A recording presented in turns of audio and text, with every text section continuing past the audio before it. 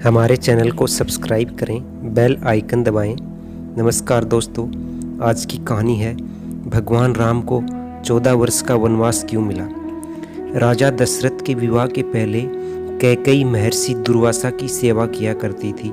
कैकेयी की सेवा से प्रसन्न होकर महर्षि दुर्वासा ने कैकेयी का एक हाथ वृक्ष का बना दिया था और आशीर्वाद दिया था कि भविष्य में भगवान तुम्हारी गोद में खेलेंगे। समय बीतता गया और कैकेयी का विवाह राजा दशरथ के साथ हुआ। कई सालों के बाद स्वर्ग में देवासुर संग्राम प्रारंभ हो गया। देवराज इंद्र ने राजा दशरथ को सहायता के लिए बुलाया। रानी कैकेयी भी महाराज की रक्षा के लिए सारथी बनकर देवासुर संग्राम में पहुंची थी। युद्ध के दौरान महाराजा दशरथ के रथ के पहिए की कील निकल गई और रथ लड़खड़ाने लगा। ऐसे में कैकेयी ने कील की जगह अपनी उंगली लगा दी और महाराज की जान बचा ली। राजा दशरथ कैकेयी के युद्ध में साहस से बहुत प्रसन्न हुए और उन्हें 3 वरदान मांगने के लिए कहा।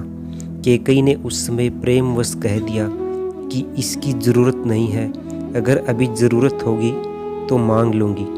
कैकेयी के राजा दशरथ को इसी वरदान के जाल में फंसा लिया और राम के लिए 14 वर्ष का वनवास मांग लिया।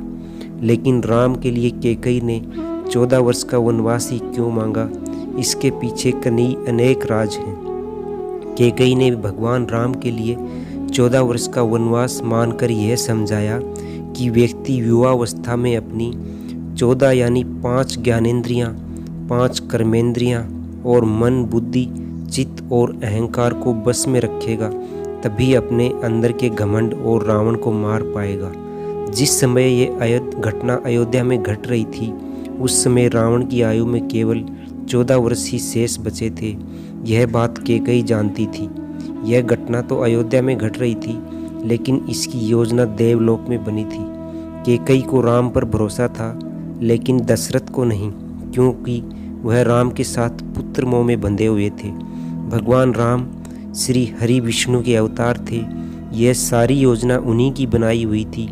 इस योजना में भगवान राम ने सरस्वती से मंथरा की मति में अपनी योजना डलवाई। मंथरा ने कैकेयी को वही सब सुनाया और समझाया जो सरस्वती करवाना चाहती थी। इसके सूत्रधार स्वयं भगवान श्री हरि विष्णु थे। उन्होंने यह योजना तैयार की थी। कैकेयी यह जानती थी कि यदि राम अयोध्या के राजा बन गए तो रावण का वध नहीं होगा। इसके लिए वन में तप करना जरूरी था।